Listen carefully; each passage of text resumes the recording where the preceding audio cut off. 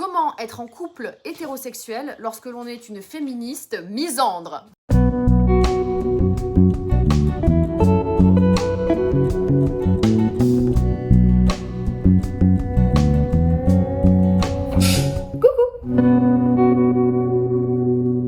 Comment ils font les enfants quand ils veulent manger une sucette et il leur faut un couteau quoi. Putain. Ça fait déjà 10 minutes qu'on essaye de les ouvrir.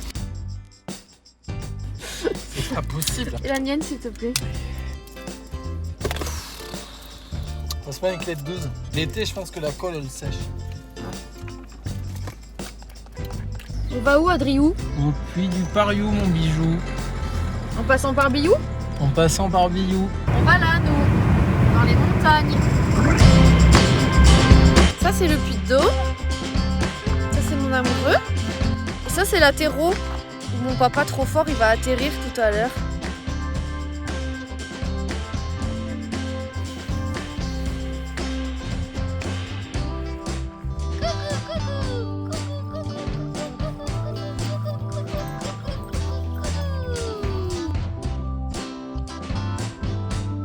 C'est mon papa!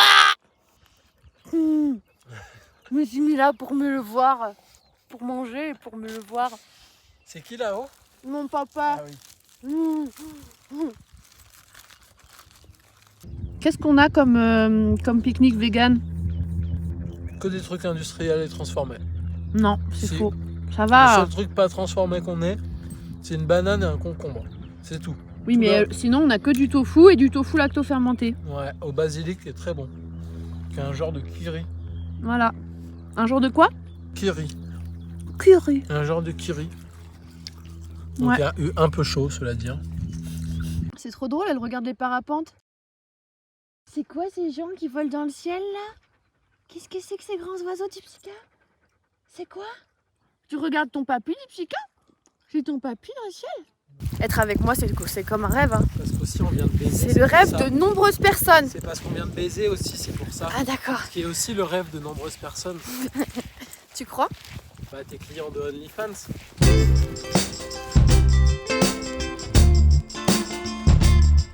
Je m'apprête à manger du camembert vegan à l'ail qui est tout gris et qui pue.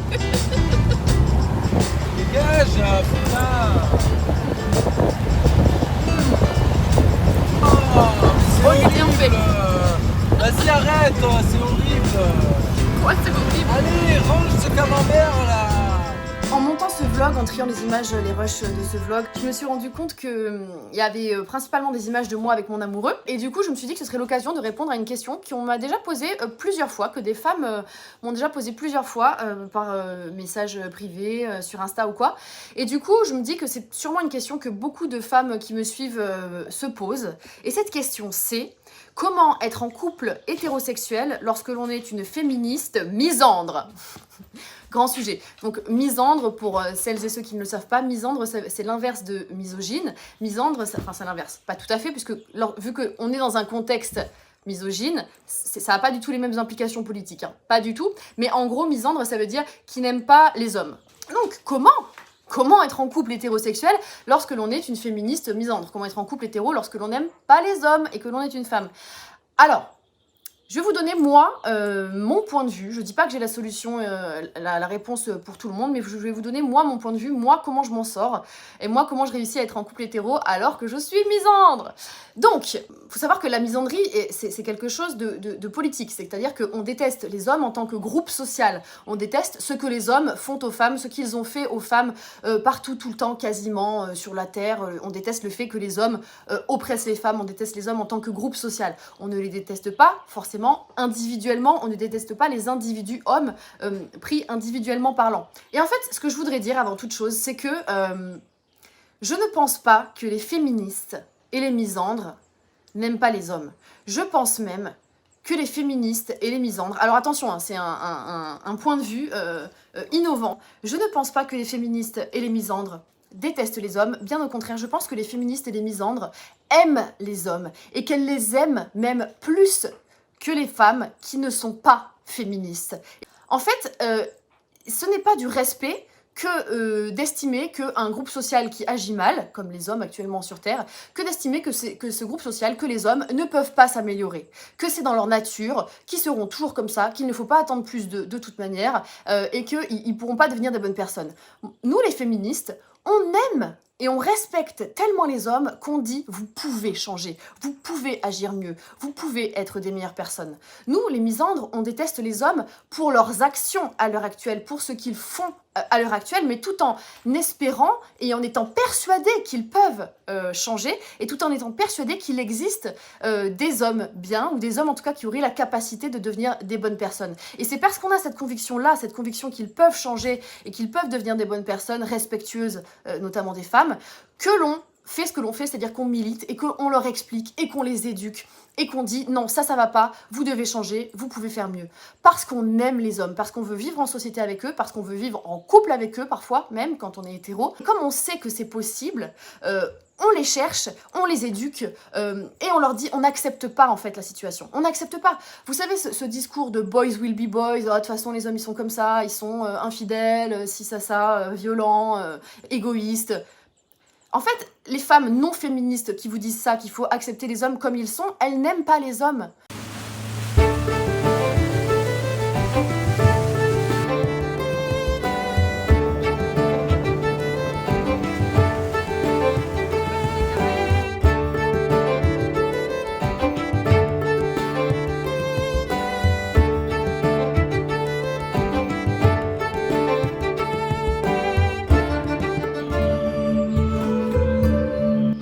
Normalement, tous les matins, Adrien m'apporte mon café au lit. Tous les matins. Les filles, si vous n'avez pas un amoureux qui vous apporte tous les matins votre café au lit, moi c'est pas un café, en plus c'est un chocolat, mais préparé à la mode d'un café. C'est un chocolat qui peut être utilisé dans une cafetière, chocolat torréfié, parce que j'ai arrêté le café. Quand je me réveille, en général, je lui envoie un petit SMS, coucou. Parce que je me réveille souvent après lui. Je lui envoie coucou. Et alors, il m'amène mon chocolat. Bon, ce midi, c'est un midi comme les autres, classique. C'est-à-dire que moi, je me fais ma petite spécialité de smoothie pendant qu'Adrien se fait des pâtes. Il y a une arme sur notre plan. Il y a une arme. Les cannes à pêche sont des armes. Les cannes à pêche ne représentent pas la paix, une après-midi avec papy, c'est si paisible. Hein, c'est ça que les gens, quand ils prennent en photo des pêcheurs et tout, genre, oh, c'est si paisible. Ah bah oui, c'est paisible de se prendre un crochet dans la joue et de se faire tuer. C'est très paisible. Oh, c'est l'harmonie. La meilleure chose à mettre en topping sur un bol smoothie, c'est les mûres blanches séchées. Petit type. Quelqu'un a déjà vu des murs blanches dans sa vie?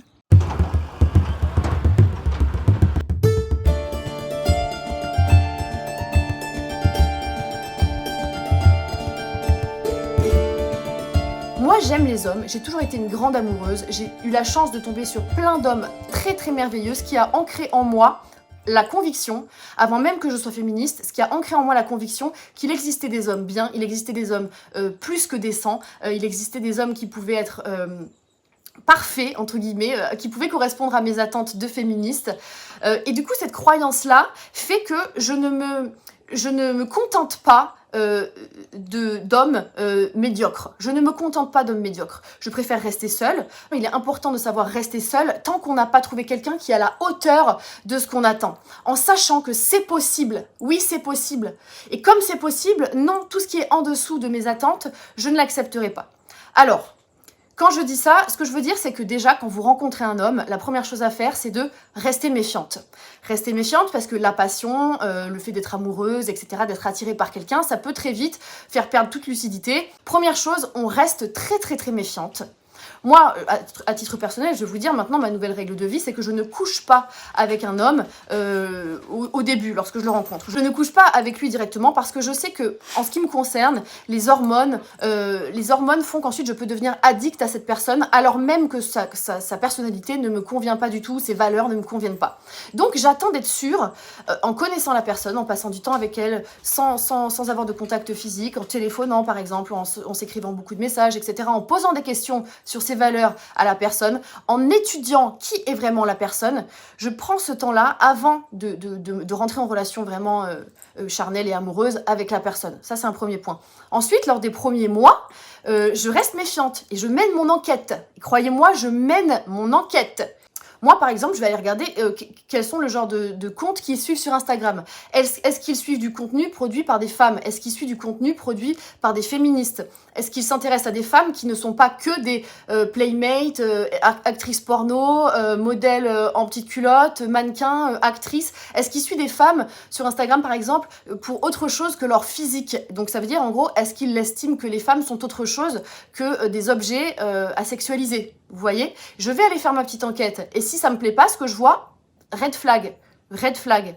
Vraiment. Je pars. Est-ce que lorsque vous passez un premier week-end avec la personne, cette personne sait faire le ménage, sait faire la vaisselle? Est-ce qu'elle a l'idée de faire des courses, de ce genre de choses? Vous voyez, il faut faire attention à ce genre de choses. Et attention aux red flags et rester forte et lucide. Ne pas laisser la passion brouiller les signaux, les informations très claires qu'il donne très souvent, très rapidement. Parce que c'est quand même difficile de se faire passer pour toute autre chose qu'on ne l'est. Vous voyez? Ça peut être aussi...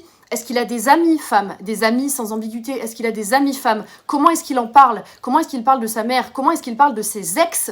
Attention, comment est-ce qu'il parle de ses ex? Est-ce qu'il en parle avec respect? Même ses ex qui l'ont trompé, même ses ex qui l'ont quitté. Est-ce qu'il en parle avec respect? Tout ça, c'est des red flags ou des green flags. Vous voyez? Dans les premiers mois, restez très très méfiante. Vraiment, parce que vous ne pourrez pas éduquer complètement un homme, le faire changer du tout au tout, ça vous demandera une énergie folle et ça sera peut-être même pas forcément possible. Au bout d'un certain temps, d'un long temps, lorsque vous êtes persuadé que la personne est une bonne personne, que l'homme est un bon homme, alors là, moi, je retire mes lunettes de féministe. Je retire mes lunettes de féministe, parce qu'en fait, c'est des lunettes. Le féminisme, c'est une façon de voir les choses. Et cette personne ne sera pas toujours parfaite, ça c'est sûr. J'ai choisi quelqu'un de bien à la base, j'ai fait mon enquête, j'ai décidé que c'était une bonne personne. Ok, maintenant je suis dans l'amour, maintenant je suis dans la confiance.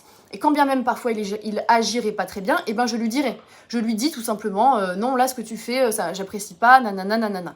Ce que je veux dire c'est que je laisse pas ensuite des petites attitudes sexistes briser l'amour que j'ai décidé en toute lucidité au bout de plusieurs mois d'enquête de briser cet amour, vous voyez. Parce que aucun homme, aucune personne ne sera jamais parfaite. Il est né dans une société misogyne, donc il aura forcément encore quelques réflexes misogynes. Et sur ces réflexes-là, on peut les éduquer. On peut les éduquer, on doit les éduquer. Et alors là, c'est pareil. Lorsque vous expliquez qu'un comportement ne va pas, est misogyne, est sexiste, est irrespectueux à votre partenaire homme, et s'il vous écoute, qu'il vous entend et qu'il change votre attitude, qu'il change son attitude, c'est ok. S'il ne vous écoute pas, ne vous entend pas, ne change pas son attitude, barrez-vous, voilà, vraiment. C'est ça vraiment mes deux critères. Je prends un homme sur lequel il n'y a pas trop d'éducation à faire à la base. Et une fois que je me suis dit, ok, c'est bon, c'est celui que j'aime, j'estime que c'est quand même un homme bon et qui est de bonne volonté et qui veut se déconstruire et qui veut apprendre, etc., j'accepte qu'il ait quelques défauts encore et j'accepte de continuer à l'éduquer parce que c'est possible, les gens changent, les gens comprennent, les gens apprennent. Moi je n'ai pas toujours été féministe, moi je n'ai pas toujours été parfaitement déconstruite sur tous les biais cognitifs que je peux avoir en termes de racisme, de validisme par exemple, etc. Et il faut accepter que les gens sont pas parfaits, voilà. Mais il faut pas qu'il y ait trop de boulot à faire à la base, vraiment. Il faut savoir que quand même, nous les femmes, on a ce choix de dire non, ce choix de sélectionner nos partenaires, ce choix de sélectionner quels hommes vont pouvoir être en couple avec nous, de pouvoir sélectionner quels hommes vont accéder à la paternité, vont être des pères et vont transmettre leurs valeurs et leurs traumas à leurs enfants. On a cette possibilité de choisir et en quelque sorte d'éduquer un petit peu toute la société et de transformer la misogynie de la société par nos choix. Il faut arrêter de valider les connards. Il faut arrêter de dire oui c'est un connard mais c'est bon, je le valide, je le prends quand même et je le laisse être le père de mes enfants. Non, non, parce que sinon, ça va jamais changer, vous voyez ce que je veux dire. Il y a des théories scientifiques très intéressantes, il y a des théories scientifiques qui disent que si les humains sont quand même parmi le règne animal, malgré ce qu'on peut dire, les humains sont quand même une espèce qui est particulièrement gentille, sociable.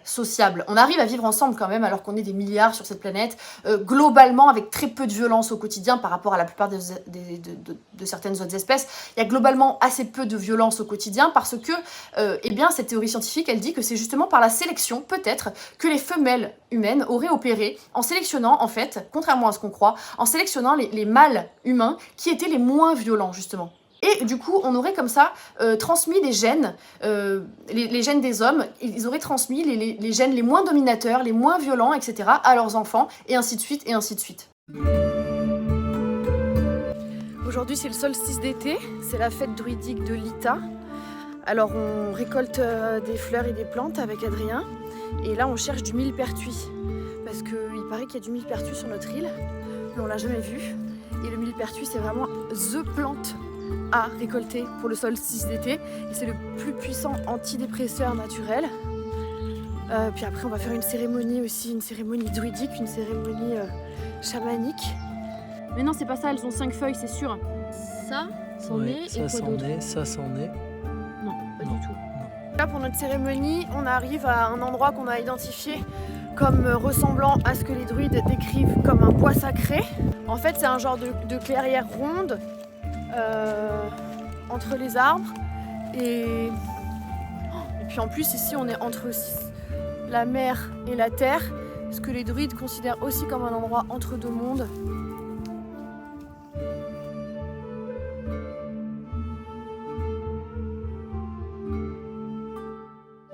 C'est la journée la plus importante pour les druides parce que c'est la journée la plus longue, elle symbolise la lumière.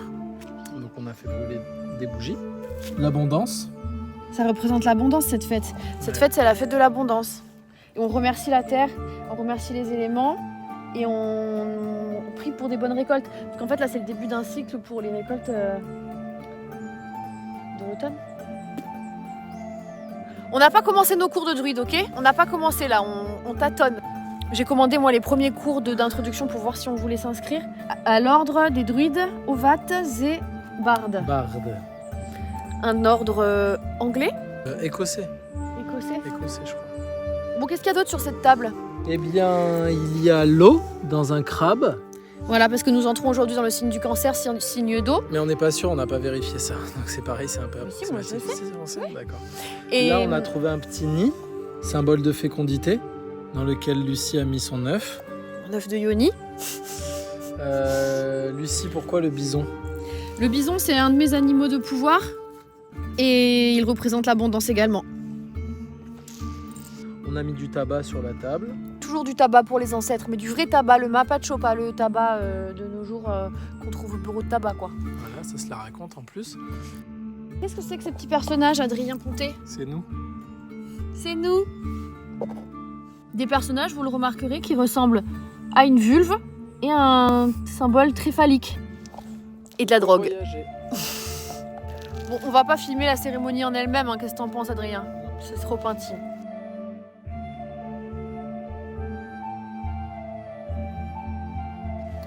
Epsilon, nouveau magazine d'actualité scientifique. De récentes études montrent qu'une pression de sélection s'est opérée sur nos gènes impliqués dans l'atténuation du stress, notamment au niveau du neurotransmetteur glutamate. En clair, notre cerveau d'humain moderne est devenu moins éruptif dans certaines situations tendues. Et donc, pour expliquer cette sélection qui a sélectionné en fait les individus les moins impulsifs, il y a plusieurs théories. Je ne vais pas tout vous lire, je vais vous lire que la théorie qui nous intéresse ici. Le choix par les femmes de partenaires sexuels plus coopératifs a probablement eu de l'importance. Ce sont peut-être les femmes qui ont eu tendance à s'accoupler préférentiellement avec des individus moins agressifs. Notez d'ailleurs que chez les bonobos, les femelles forment entre elles des alliances qui favorisent la reproduction des mâles les moins virulents. Mais pour quelles raisons exactement? Outre des actes de violence conjugale moins nombreux, les hommes coopératifs et sociables sont plus susceptibles d'apporter de la nourriture à leurs compagnes et de s'investir dans les soins accordés à leur progéniture commune. Donc, bravo les femmes, encore une fois, si le monde est... Peut-être qu'il sera encore pire, ce monde, sans notre sélection de nos partenaires. Donc, continuons dans cette voie. Arrêtons de sélectionner les primates impulsifs, bordel.